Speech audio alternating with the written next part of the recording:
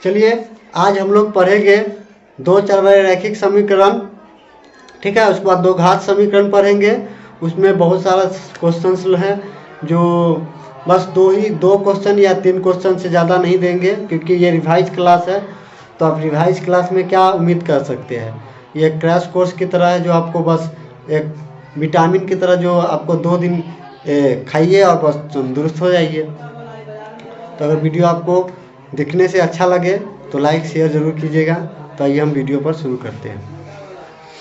तो आज पढ़ते दो एक सवाल ये रहा, ठीक है।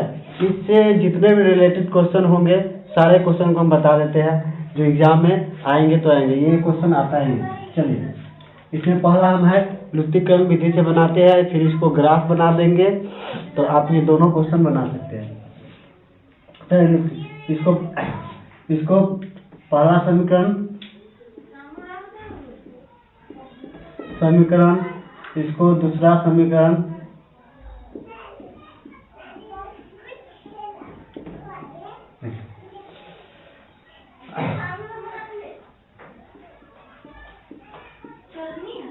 पहला समीकरण प्लस दूसरा समीकरण को जोड़ने पर देखिए ये चीज लिखना पड़ता है, लिखे कहला है, इसको भी पहले समझिए। देखिए हमको यहाँ पे 3 दिखाई दे रहा है, यहाँ भी 3। जब आपको a और माइनस में a रहे इसका के 0 आ जाएगा। अगर यहाँ 3 रहेगा, यहाँ 3 रहेगा तो ये 3 भी कट जाएगा। तो उसी तरह यहाँ क्या है 3 और 3y है, ये प्लस में ये माइनस में, तो फर्स्ट समीकरण और सेकेंड समीकरण को जोड़ेंगे तो ये कट जाएगा, तो सिर्फ बचेगा मेरा x, और जब एक x बचेगा तो उसको जोड़कर हम समीकरण के माध्यम से निकाल सकते हैं। चलिए x प्लस 3y बराबर 6, 2x माइनस 3y बराबर 12। इसको जोड़ते हैं तो ये कट जाएगा, ये आ जाएगा 3x बराबर 18, x इक्वल टू 18/3 कट जाएगा, x इक्वल टू 6। यहाँ और का चिन्ह लगाना जरूरी है, एग्जाम में जिस तरह से हम बना रहे हैं उसी तरह से एग्जाम में भी बनाइएगा, ठीक है। और उसके बाद देखिए फिर यहाँ पे लिखेंगे समीकरण। अब देखिए पहला तो x का मान मेरा आ गया है, आप यहाँ से आप कुछ भी बना सकते हैं। आप इसके बाद आप विस्थापन विधि से भी बना सकते हैं कि इस x को मान को है ना यहाँ पे बस रख देना है। जैसे फर्स्ट समीकरण में x का मान डालने पर ये जो x का मान आया है ना, बस उस समीकरण को फर्स्ट में डाल देना। यहाँ x है ना, इस सीधे x को मिटा देना है। पहले सवाल को उतार लेते हैं। फर्स्ट x प्लस 3y बराबर 6, ये पहला वाला दिखाई दे रहा है, ये पहला समीकरण है। अब देखिए इसमें क्या करना है, इसको मिटा देना है या 6 रख देना है, ठीक है। 6 रखा गया। अब बस 3y equal to 6 minus 6, 3y equal to यह हो जाएगा 0 और y equal to 0/3, y equal to 0। इस सब के सामने इस तरह से आप और भी लगाना जरूरी है इसलिए, ठीक है। ये लग गया। तो ये मेरा रहा, ये 2-4 समीकरण जिसको 3 नंबर 4 नंबर के आता है, 3 नंबर के क्वेश्चन में आते हैं या 2 नंबर भी आ सकते हैं, ठीक है। अब इसी सवाल को मैं ग्राफ के माध्यम से बनाऊंगा, जहाँ पर आपको लास्ट में लिखना पड़ता है x। चलिए ग्राफ हम लोग बाद में भी पढ़ सकते हैं क्योंकि 5 नंबरिया है और हम लोग सिर्फ ऑब्जेक्टिव क्वेश्चन या 1-2 नंबर वाला क्वेश्चन को ही देख रहे हैं, इसीलिए एक और ही समीकरण को देख लेते हैं। तो ये समीकरण जो देख रहे हैं इसको हम प्रतिस्थापन विधि से बता देते हैं, ठीक है। फर्स्ट समीकरण ये हो गया, सेकेंड समीकरण, ठीक है। देखिए फर्स्ट समीकरण को लेने पर, समीकरण को लेने पर फर्स्ट समीकरण को करते हैं क्या, x plus y equal to 5, x equal to y minus 5। अब इस तरह से भी बना सकते हैं, एक्स प्लस वाई को इधर कर दिए, ठीक है ना, 5 माइनस वाई इधर कर दिए। अब देखिए इसी समीकरण को, इस सेकेंड समीकरण x का मान सेकेंड समीकरण में रखने पर, ठीक है, इस सेकेंड समीकरण में रखते हैं, या फिर इसका भी y निकाल के दोनों को मिला देंगे तो फिर भी निकल जाएगा, लेकिन ऐसे जल्दीबाजी में जल्दी में बन सकता है, आप बना सकते हैं। 2 5 minus y is equal to minus, पहले डाल देते हैं 2x minus 3y is equal to 4। अब देखिए ये x का मान कह रहे हैं ना, x का देखिए ये दोनों एक है, इसी जगह पर मान रखते हैं, 2 के 2 x के बराबर ही है तो ई रख देते हैं। 5 minus y minus 3y is equal to 4। 15 10 minus 2y minus 3y equal to 4, इधर जाएगा, ये दोनों जोड़ेंगे तो कितना आएगा, 5y होगा 4, इधर जाएगा तो 10, ठीक है, माइनस में 10, तो y बराबर कितना आ गया, माइनस 6 बटा माइनस 5, ठीक है, इतना आ गया। आप देखिए इसी मान को, y को मान को यहाँ पे रख देते हैं x के जगह पर,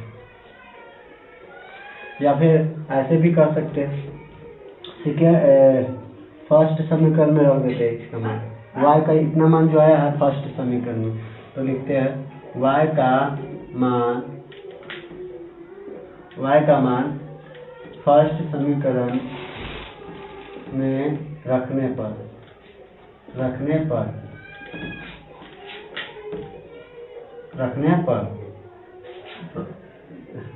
x प्लस माइनस में है, माइनस में कट जाएगा तो आएगा कितना, 6 बटा 5 बराबर 5, x प्लस बराबर 5 माइनस 6 माइनस 5, ठीक, ये पट्टी जाएगा तो माइनस में चला जाएगा, x बराबर 25 माइनस 6 बटा 5, x बराबर कितना आएगा, 21 बटा 21 का 19 बटा 5, तो x बराबर 6 बटा 5 प्लस 19 बटा 5, 19 बटा 5 y बराबर,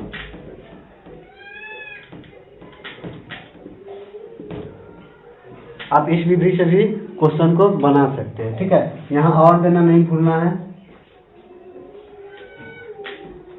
और देना भूलना ही नहीं है, यहाँ इसलिए यहाँ 3 को टप्पा देना है, इसका नाम है इसलिए, ठीक है।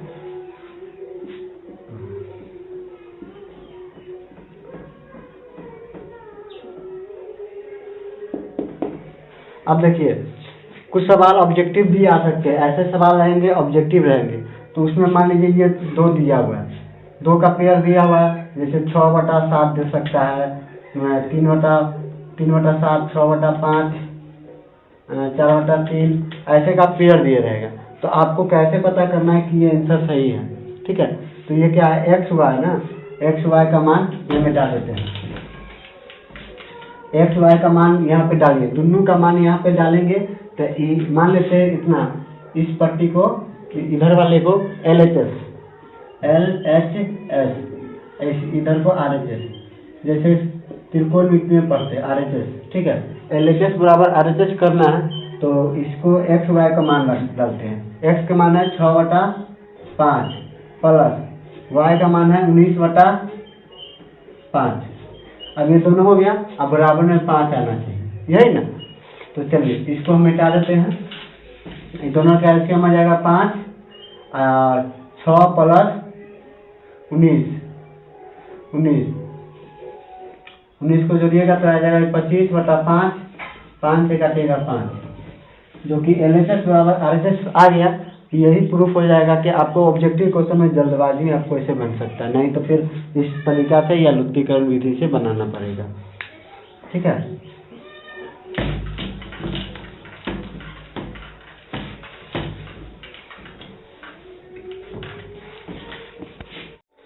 चलिए इस सवाल को आप देख रहे हैं। इस सवाल को बच्चे लोग बनाने में थोड़ा डर जाते हैं क्योंकि रूट में है, तो हम सोचे इसको बता ही देते हैं। हर स्टूडेंट को, हम लोग भी 10th में थे तो हम लोगों को भी ऐसे रूट में थोड़ा डर लगते थे सब। चलिए, लेकिन इसमें डरने की बात नहीं है। जो बेसिक कंसेप्ट लगाते हैं अगला समीकरण को बनाने में, वही कंसेप्ट इसमें भी लगाते हैं। कुछ करना ही नहीं, हमको इस y वाले को काटना है। ठीक है, अगर y वाले को काटना है तो हमको इतना दिमाग में है कि हम इसको पहले तोड़ेंगे। ठीक है, इसको तोड़ना है, तो इसको फर्स्ट समीकरण में रहने देते हैं, इसको सेकेंड नहीं, इसको पहले तोड़ लेते हैं। तो रूट 3 x अलग है, रूट 3 अलग है। ठीक है, माइनस अगर रूट 8 को तोड़ेंगे तो इस तरह से आएगा 2 गुने 2 गुने 2। ठीक है, इसको रूट में से 2 को रहता है तो वो बाहर निकल जाता है, तो क्या आएगा 2 रूट 2 आ जाएगा। ठीक है, ये बाहर आ जाएगा तो आ गया 2 रूट 2 और y बगल में 0। ये आ गया तुम्हारा सेकेंड समीकरण।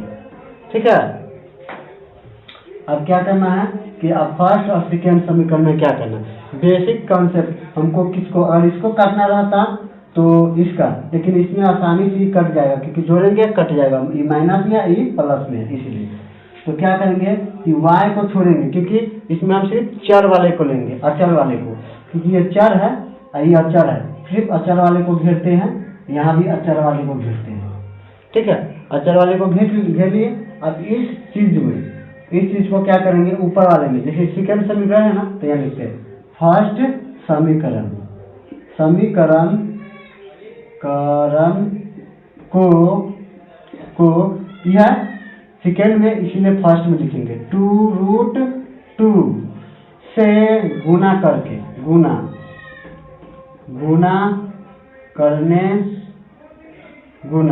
इसीलिए अभी गुना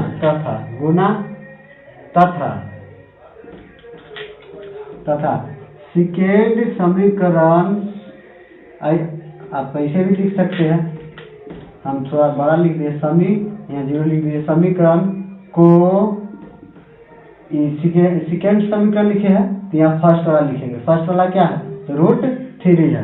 ठीक है, रूट 3 से गुना करके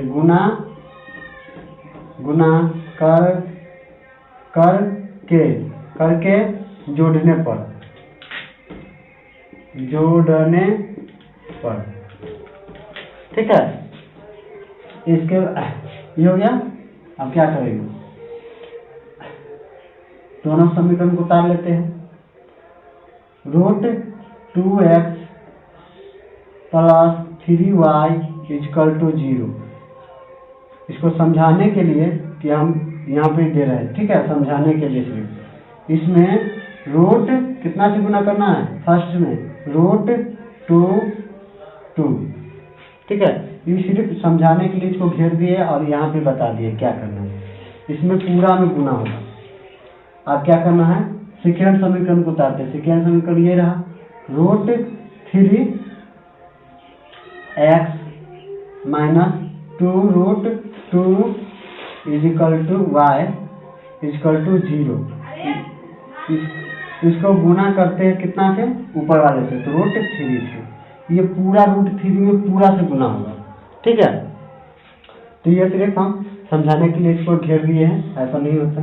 ठीक है, गुना करते हैं, पहला समीकरण को गुना करेंगे तो 2 से तो 2 अलग होगा, 2 के 2 रह जाएगा। अगर रूट में रूट से गुना करेंगे तो 2 को रूट मिलके क्या होता है, रूट 2 और गुने रूट 2 रहेगा, या कुछ भी रहे, रूट 2 या 3 या 5 हो या 7 हो, तो इसका मतलब अगर गुना करेंगे तो सिर्फ 2 ही रहेगा।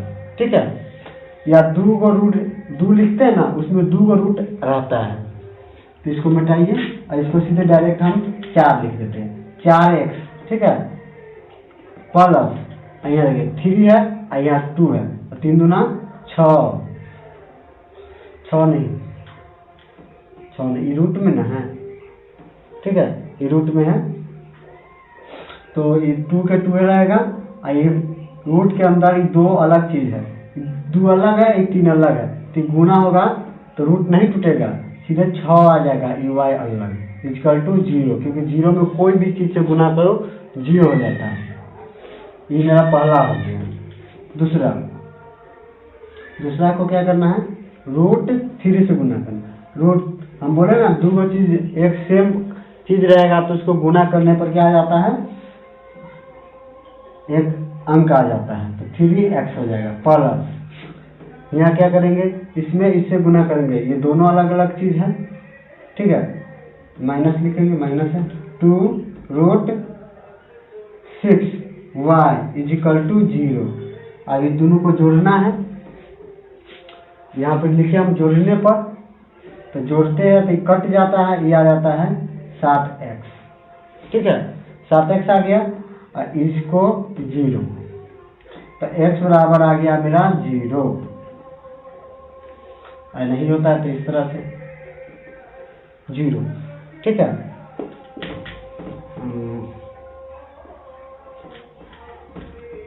और उसी तरह क्या करेंगे, x का मान हो गया तो अब लिखेंगे x का मान फर्स्ट या सेकेंड कोई समीकरण में रखने पर, अब जिसको हम फर्स्ट ले लेते हैं, फर्स्ट समीकरण में रखने पर,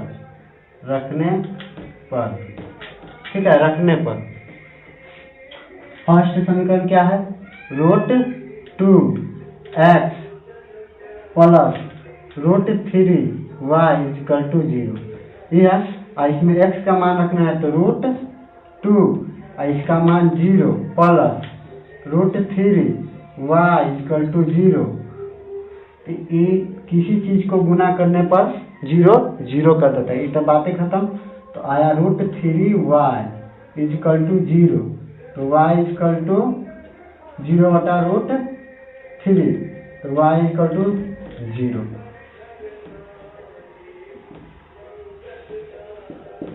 ये रहा मेरा आंसर। तो लास्ट में हम क्या लिखेंगे, x बराबर 0 और y बराबर 0, एक करके आंसर दे देंगे, ठीक है।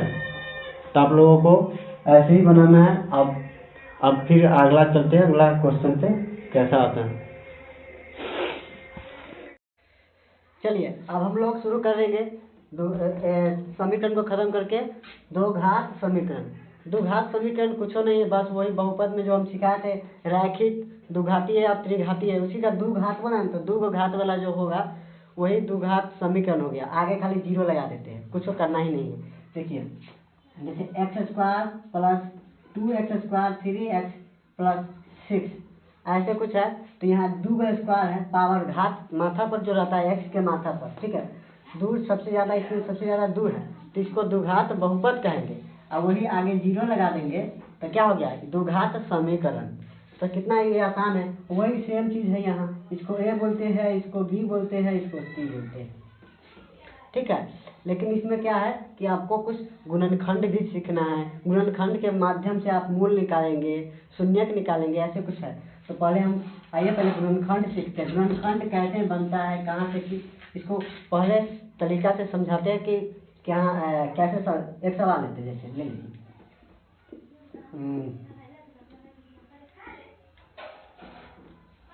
देखिए आप तो कहिएगा कि गुना ले लिए हैं, गुना लिए है कहला से आप समझिए, इस गुना को क्या क्यों लिया है। पहले गुना करते हैं, इसको इससे करेंगे तो x स्क्वायर, फिर इसको करेंगे तो 5x, फिर इसको करेंगे तो 3x, फिर इसको करेंगे तो 5x 15, ठीक है, ऐसा हो गया। अब क्या करेंगे कि दोनों को जोड़ देंगे, x स्क्वायर प्लस ये हो गया 8x प्लस 15 आ गया। अब देखिए ये तो आ गया ना मेरे पास द्विघात समीकरण, समीकरण बहुपद हो गया, ये बहुपद हो गया, इसके आगे लगा देंगे तो क्या हो जाएगा, द्विघात समीकरण। लेकिन क्या करना है हमको, पहले अभी गुणनखंड तोड़ना सीखना है, उसको बाद हम कुछ और करेंगे। चलिए, ये तो मेरा सवाल रहा जो कि शुरू में ही 8वां 7वां में सीखना रहता है। आप इस चीज़ को उल्टा करेंगे। कहना कहता है 1 से 100 तक सीख गए हो तो आप उल्टा गिनो, सैकड़ा, 99, 98, 97। उसी तरह आप इसको ऐसे तो सीख गए हो, अब इसका उल्टा x² + 8x + 15। ठीक है, अब क्या करना है कि इसको और इसको गुना करना है, गुना।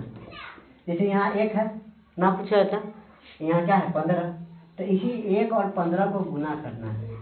ठीक है, तो ये तो आ जाएगा 15 ही। ठीक है, और 15 आ गया, इस 15 को तोड़ दो, गुणनखंड में तोड़ देना है। क्या करना है, 15 को तोड़ देना है, तो 3 से लगेगा 5 3, बस यही रह गया ना, 5 और 3, कोई बात नहीं। तो यहाँ लिखेंगे x² प्लस, अब इसके बहाना, इसी के बहाना या कुछ कहो, नियम करके यहाँ पे जो 8 है 8 लाना है, तो ये तो आराम से आ जाएगा।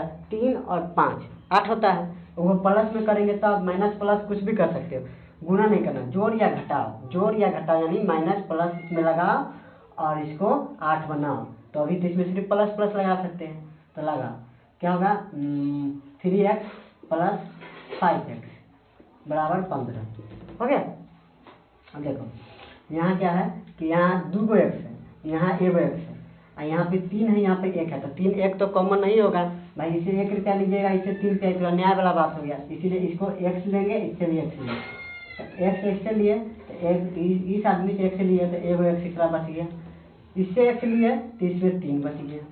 ठीक है, अब देखिए इसमें क्या है कि इसमें 5 है, इसमें 15 है, ये 15 तो पूरा नहीं देगा ना, इससे 5 ले लेगा, इससे 15, तो ये 5 देगा, तो प्लस में 5 ले लिए, तो यहाँ बचेगा x + 3, क्योंकि 5 × 15, 5 × 5 हो गया।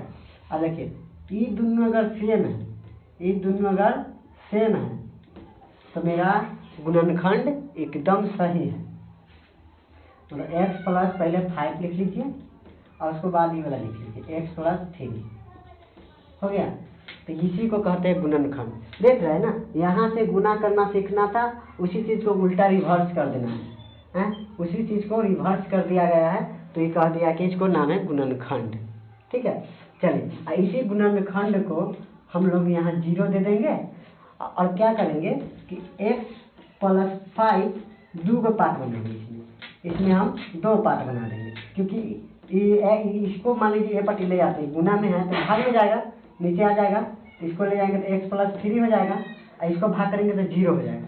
ठीक है, तो 0 आ जाएगा, तो यहाँ देखिए x + 5 बचेगा = 0। अगर x + 5 को इधर ले जाएंगे तो क्या बचेगा, x + 3 बचेगा = 0।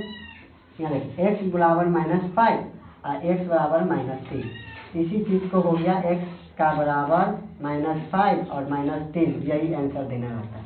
देख रहे यहाँ 8वां क्लास से शुरू करो और 10वां तक कैसे पहुँच जाओ। ठीक है, ये क्वेश्चन बार बार पूछता है एग्जाम सब में।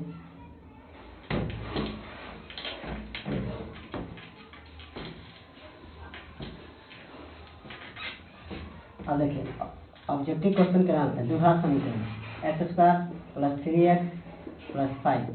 ठीक है, इसमें क्या करें 2 लगा देते हैं, इसमें इसको मानते हैं a, इसको मानते हैं b, इसको मानते हैं c। ठीक है,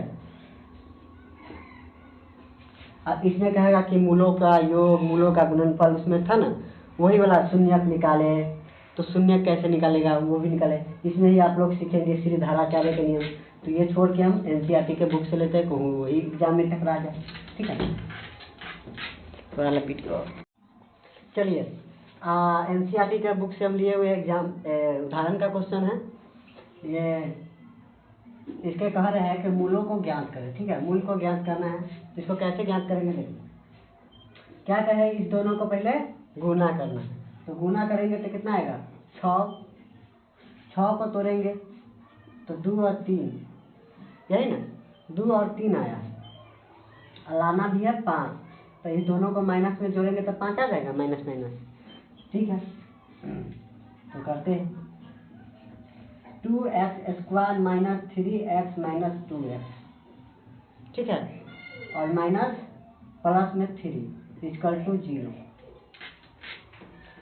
देखिए ये दोनों को जोड़ेंगे तो 5 आ जाएगा, है ना। अब क्या करेंगे कि इसमें दोनों में क्या करना है कॉमन, बस यहाँ देखिए इस दोनों को जोड़ी लगाइए, इस दोनों को जोड़ी लगाइए, और इस दोनों में से ही कॉमन लेना है। तो क्या लेंगे, इसमें से x, इसमें से x, तो x कॉमन लिए तो यहाँ बचा 2x, इसमें से x लिए तो -3, ठीक है। इसमें से लेंगे क्या, -1 लेंगे, -1, क्यों, क्योंकि यहाँ पे देखिए हमको इसके बराबर में लाना है, और ये माइनस में है, ये देखिए प्लस में है ना, प्लस में, तो इसको माइनस में क्या लाएंगे, इसको माइनस में लाने के लिए इसमें से सीधे माइनस घिस लेंगे, तो आएगा 2x -3। देखिए माइनस हासिल लेने का मतलब होता है कि आप इतना समझिए कि माइनस और प्लस, माइनस प्लस में गुना करने पर माइनस, प्लस प्लस को गुना करने पर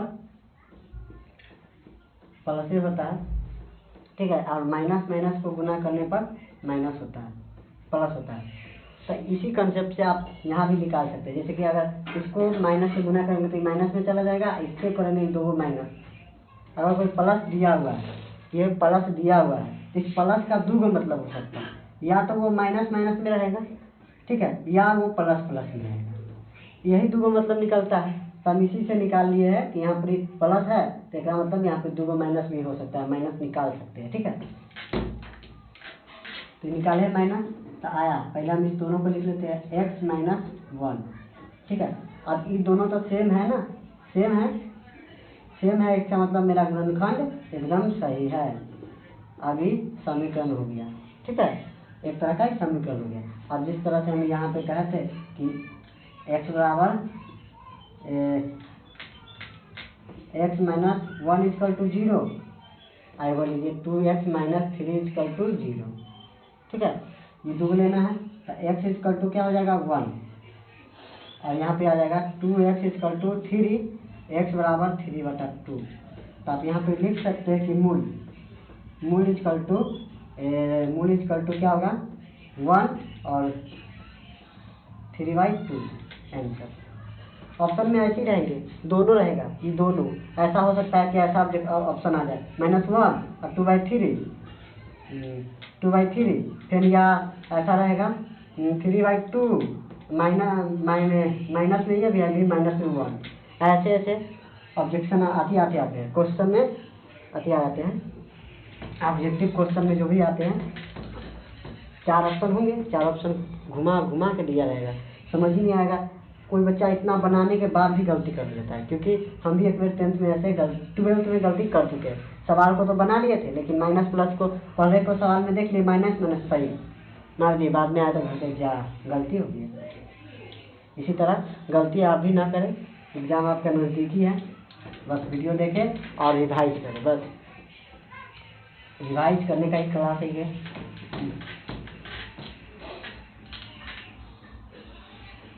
तो हमने जो बताया था उसमें मूलों का योग, शून्यकों का योग, इसमें पूछेगा शून्यकों का योग, ठीक है, इसमें क्या पूछेगा शून्यकों का योग, शून्यकों का योग। तो हम ये बताएंगे कि है मूलों का योग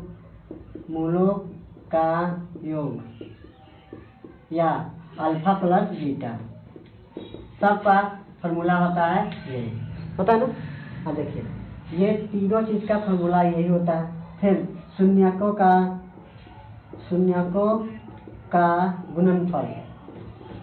गुणनफल या मूलों का गुणनफल,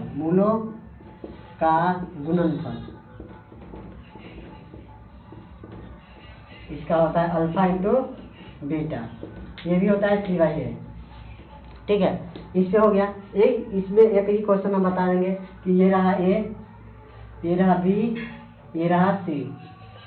अगर आपको इसको बढ़िया समझना है तो पिछले वीडियो को देखिएगा। और b कितना है, -5, तो पहलू का माइनस 8 है और -5 है, और a का मान दिया हुआ है 2, ये हो गया 5/2।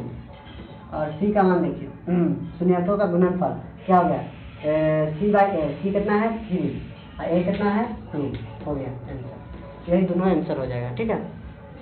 चलिए इसको हम मिटा लेते हैं।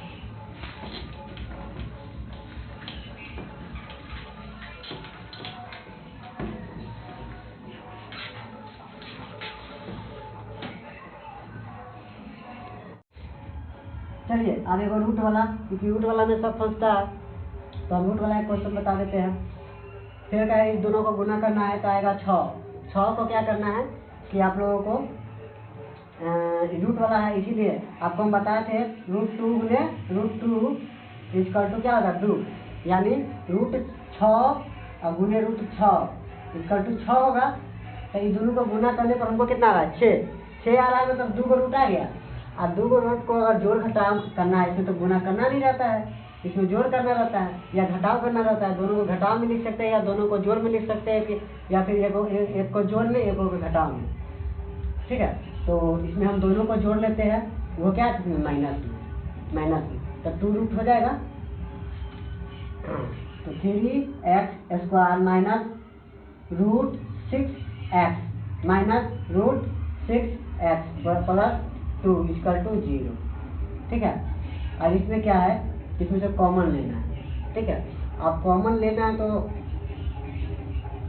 सीधे x को कॉमन ले लेते हैं, ठीक है। यहाँ 3 बचेगा x √6। इसमें क्या है कि माइनस में लेना होगा, माइनस। आप चाहे तो इसमें से 3 भी ले सकते हैं, वो 3 ले लेते हैं। देखिए 3 का मतलब यहाँ 2 है, यहाँ 3 बना देते हैं। तो एगो 3 का मतलब हो जाता है 2 गो, इसमें एगो दिले है मतलब 6 है। तो 6 को 6 दिया है ना, तो इसमें मतलब कि √3 और √2 दोनों है, ठीक है। इसमें दोनों है, तो आप यहाँ से 2 कॉमन हो जाएगा और यहाँ से 3 कॉमन हो सकता है रूट में। तो ले लेते हैं x कॉमन लिए और √3 कॉमन लिए, तो बचेगा क्या √3 एगो x बच गया। और इसमें क्या होगा कि यहाँ किसी 2 है तो एगो कॉमन लिया है, तो यहाँ पर बचेगा माइनस में √2, ठीक है। इसमें क्या है कि माइनस में कॉमन लेंगे √2, यहाँ बचेगा कितना √3x माइनस √2 इक्वल टू 0। देखिए अब ये दोनों सेम आ गए। अब क्या करेंगे x √3 माइनस √2 इसको फिर x √3 माइनस 2 इक्वल टू 0। तो चलिए इतना आ गया। इसके बाद क्या करना है कि इसके मूलों को ज्ञात करना है, ठीक है। दोनों एक ही बराबर लग रहे हैं, दोनों एक ही है, तो हम एगो को निकालेंगे, दोनों उतना ही आ जाएगा। तो x √3 माइनस 2 इक्वल टू 0, तो x √3 इक्वल टू 2, x बराबर 2√3, ठीक है। अब ये हो गया। अब इसका मतलब ये भी दोबारा हो जाएगा, हो गया आंसर, ठीक है। ये 2 घात। इसमें अब एगो बच्चा सीधे धाराचार्य का नियम देख लेते। बात खत्म। 2 घात है क्या है, इतना जल्दी हो रहा है। क्रैश कोर्स में यही है कि आपको रिवाइज कराया जाता है और कुछ नहीं। फिर धाराचार्य के नियम को देखते हैं हम। इससे पहले कोई क्वेश्चन है जो अच्छा लगे, चलिए श्री धाराचार्य के नियम को चलते हैं।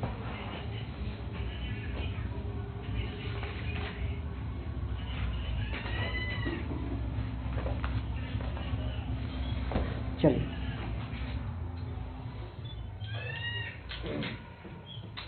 -b plus -4 b² minus 4ac बराबर 2, ठीक है। इस फॉर्मूला को समझने के लिए आपको क्या है कि जो a इसमें माने थे द्विघात समीकरण में हम कहे थे ना 2x² माइनस 3x प्लस 4, इसको a माने, इसको b माने, इसको c, सेम उसी तरह करना है, ठीक है। सेम उसी तरह इसमें भी a b को मानना है, ठीक है। इस पर एक क्वेश्चन को देख लेते हैं और उस पर बनाते हैं। इसका नाम है श्री धाराचार्य का नियम, ठीक है। चलिए क्वेश्चन को हमें देते हैं। चलिए एक क्वेश्चन ये दिए है श्री धाराचार्य के नियम पर बनाने के लिए। यहाँ क्या है 1, यहाँ इसको a कहते हैं, इसको b, इसको c। तो बैठाते हैं फार्मूला पर। b का है -b, इसको आपको याद करना पड़ेगा। b का मतलब 2, -2 प्लस या माइनस, ठीक है। और बी स्क्वायर मतलब 4 और 4ac, 4ac का मतलब 4 माइनस 4, ये देखिए बी का स्क्वायर, ठीक है, मतलब 2 का स्क्वायर हो गया। 4a कितना है 1 और c कितना है 143, गुना का नीचे बटा 4ac, 4ac हो गया। अब उसके बाद 2a, 2 तो है ही, a का मान a है, बस हो गया। आप देखिए -2 प्लस माइनस हो जाएगा 4 माइनस हो गया 572 हो गया बटा में 2। अब देखिए इसको पहले घटाएंगे, -2 प्लस माइनस, इसको घटाएंगे कितना आएगा 4 घटाएंगे तो 5 6 8 बटा 2, यह आ जाएगा माइनस, ठीक है। तो 576 आएगा क्या, ओह सॉरी यहाँ गलती है, माइनस में ये है पहले से, तो ये माइनस में जाएगा, ये आ जाएगा प्लस में, ये आ जाएगा 576 जो कि आ जाएगा 24, ये आ जाएगा मेरा -2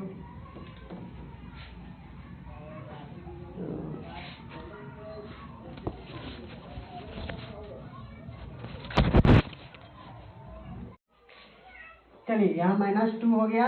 इसका जो स्क्वायर होगा, जो मैंने कहा था याद करने के लिए 30 तकला कम से कम याद करेंगे, 20-30 तकला, तो इस 24 का होता है, ठीक है। तो इसका आया 24, आई प्लस माइनस बटा में आया 2, ठीक है। तो एक बेर लेंगे प्लस में, यहाँ प्लस माइनस लिखे है ना, तो एक बेर लेंगे प्लस में और एक बेर लेंगे माइनस में, तो प्लस में हो गया। तो 2 प्लस -2 और 24, एक बेर लेंगे 2 माइनस 24 बटा 2, ठीक है। तो एक बेर देखते कितना आएगा, घटाएंगे तो आएगा 22 बटा 2, काटेंगे तो आएगा 11, एक बेर इसको घटाएंगे तो कितना आएगा 22, यही माइनस है ना, तो आ जाएगा ये 26 में 2 से करेंगे 13, तो एक ये हो जाएगा 13 माइनस में, तो x बराबर लिख देंगे 1 और -3, ठीक है। 1 -3 यहाँ x बराबर लिख सकते हो, तो यही आ गया आपका आंसर, ठीक है। श्री धाराचार्य के नियम पर आप ऐसे बना सकते हैं क्वेश्चन को, इस फॉर्मूला पर। और कुछ धीरे चारा ये जो देखें ना, बस यहाँ 0 से बड़ा, 0 से छोटा या 0 के बराबर हो, तो ऐसे कुछ नियम है जिसको हम बता रहे हैं। चलिए विविधकर में आपसे आगे देखते हैं श्री धाराचार्य नियम के अनुसार। देखिए ये जो बताया है इसमें क्या है कि आप x बराबर -b प्लस माइनस √d भी लिख सकते हैं बटा 2n, ठीक है। आप इस तरह भी फार्मूला को लिख सकते हैं। यहाँ d बराबर जो है वो है b विविधकर, इसका मतलब ये जो कहेगा विविधकर निकालने के लिए d, ये जो है कोई 0 के बराबर, 0 से बड़ा, 0 से छोटा ऐसा हो सकता है। जैसे इसके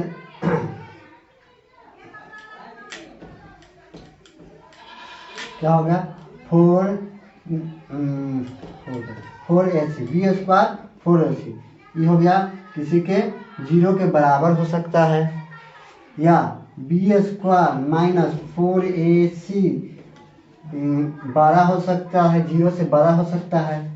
बी स्क्वायर -4ac क्या हो सकता है 0 से छोटा हो सकता है, ठीक है। 0 से छोटा होगा, ये जो होगा ये समान होगा। अगर इसके मूलों की बात करें तो ये समान होगा। ऑप्शन में यही आएगा कि ऑप्शन में ये आ जाएगा और आपको एक द्विघात समीकरण दे देगा और उसमें कोई अंक आएगा, जैसे 2 आया तो 2 या आएगा तो ये बड़ा हो जाएगा।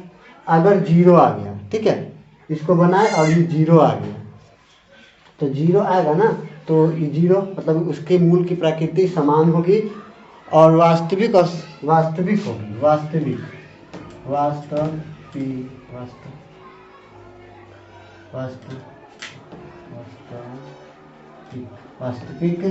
और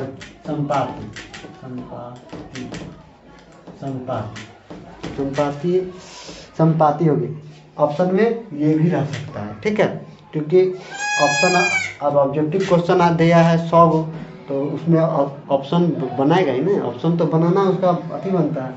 देखिए, जब मूलों की प्रकृति ऐसी हो तो इसको क्या कहेंगे? असमान होगा और वास्तविक होगा, असमान और वास्तविक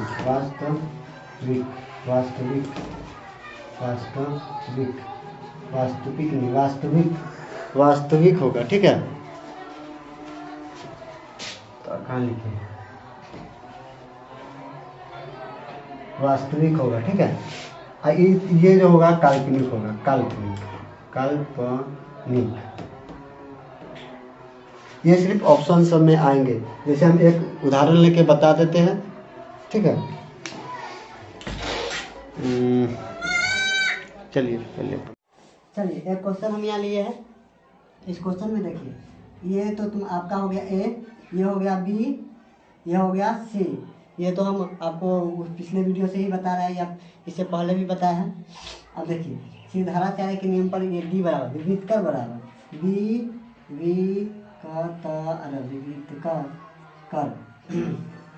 कर बराबर क्या होगा? b² minus 4ac। यह ना डायरेक्ट आपसे पूछ सकता है कि विविधकर का फॉर्मूला क्या होता है या डी का बराबर क्या होता है, ठीक है। तो ये पूछ सकता है डायरेक्ट फार्मूला। इसीलिए फार्मूला जब भी क्वेश्चन आप बनाए, अब जो भी समय बचा हुआ है, जब भी बनाए कोई भी क्वेश्चन बनाए उसमें आप फार्मूला जरूरी लिखें।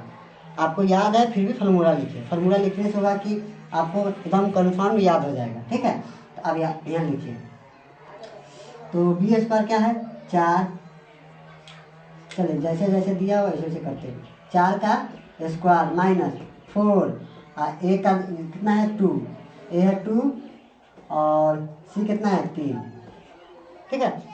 देखिए, ये हो गया 16, ये हो जाएगा 4 दूना 8, 8 3 24, बचेगा -8, ठीक है। ये बचा -8।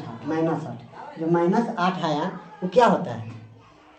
-8 है तो 0 से क्या होगा? छोटा आएगा। मतलब इसके जो मूल के प्राकृतिक होंगे वो काल्पनिक होंगे, वास्तविक नहीं होंगे, ठीक है। तो इस पे फॉलो कर दिया। अगर मान लीजिए कोई आ जाता 2 आ जाता, ठीक है। अगर कोई 2 आ जाता तो उसके मूलों की प्राकृतिक समान होती, वास्तविक होती नहीं। ये तो ये वाला होती 0 ना है, 0 वाला। ये देखिए बड़ा तो ये है, तो असमान होती और वास्तविक होती। क्या होती? असमान और वास्तविक। या संपत्ति लिख सकता है, अदंपति लिखिए, संपाति, असंपाति लिख सकता है, असंपाति भी यहाँ लिख सकते हो। अब देखिए, लेकिन अगर 0 आ गया तब यहाँ देखिए d बराबर आया, डी से सूचित करते, ठीक है ना। d बराबर, यहाँ अगर d बराबर, यह माइनस है, यहाँ अगर 0 आ जाता, d बराबर 0 आ जाता, तो इसकी प्रकृति क्या होती? समान या वास्तविक या संपाति। इस तीनों में से कोई भी ऑप्शन रहेगा, ठीक है। लेकिन जब यह 0 d बराबर 2 या 2 1 कुछ भी आ जाए पॉजिटिव चीज़, तो क्या हो जाए? असमान और वास्तविक हो जाएंगे, ठीक है। हम पूरा वीडियो को, मेरा पूरा चैप्टर को कंप्लीट नहीं करना है, सिर्फ रिवाइज कराना है, ठीक है ना। इसीलिए हम सिर्फ रिवाइज करा रहे हैं, हर से 1 क्वेश्चन 2 क्वेश्चन ही लेकर दे रहे हैं ताकि आपका मैथ रिवाइज हो जाए, ठीक है। तो आगे पढ़ना है आपको समांतर श्रेणी, त्रिकोणमिति